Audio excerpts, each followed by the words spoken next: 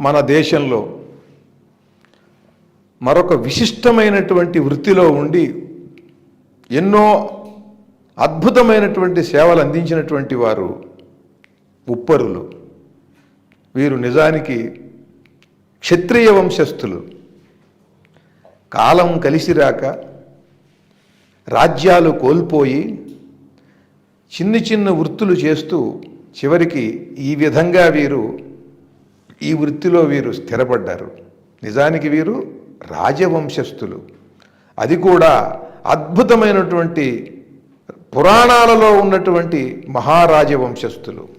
సాగర క్షత్రియ సత్కులంబున పుట్టి కాలక్రమంబునన్ కలసిరాక ఉప్పరులను పేర ఉప్పు చేయుచు నుండి చాలా కాలమటుల సాగినారు. వాడవాడలయందు మేడ మిద్దెలు కట్టు నేర్పరులై నేడు నిలిచినారు. బావి చెరువులు త్రవ్వి పలు కోటలను కట్టి సేవలెన్నెన్నియో చేసినారు. భవన నిర్మాణ రంగాన ప్రతిభ కలిగి పెట్టుబడి లేక సరి అయిన విద్య లేక వలస కూలీలై అలసి సొలసినారు. మార్చవలెనిది బహుజన మాన్యులారా. ఇవాళ భవన నిర్మాణ రంగంలో వలస కూలీలుగా ఉన్నటువంటి వీరందరూ కూడా సాగర క్షత్రియ సత్కులంబున పుట్టి, సాగర క్షత్రియులు అనేటువంటి వారు వీరిని చక్కని అద్భుతమైనటువంటి రాజవంశస్థులు.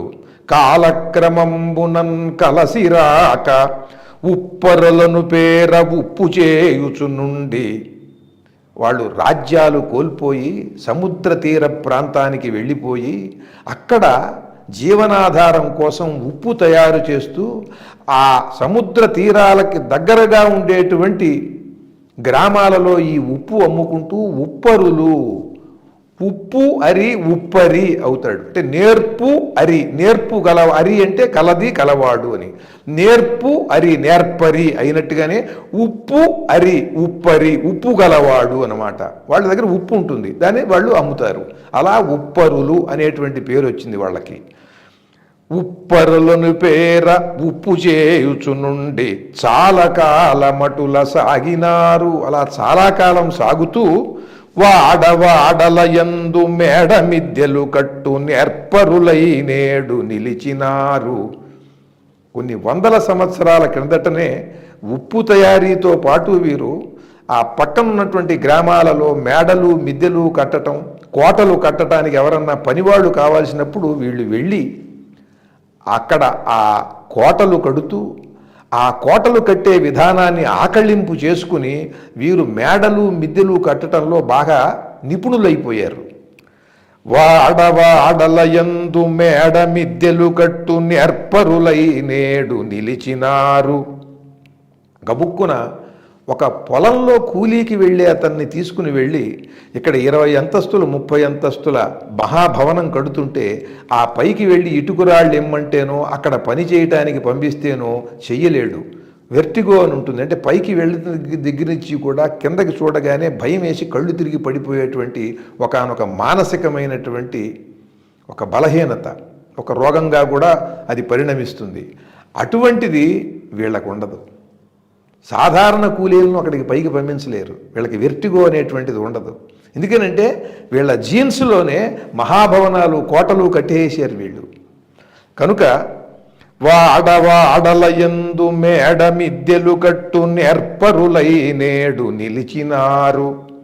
బావి చెరువులు త్రవ్వి పలు కోటలను కట్టి సేవలెన్నెన్నియో చేసినారు.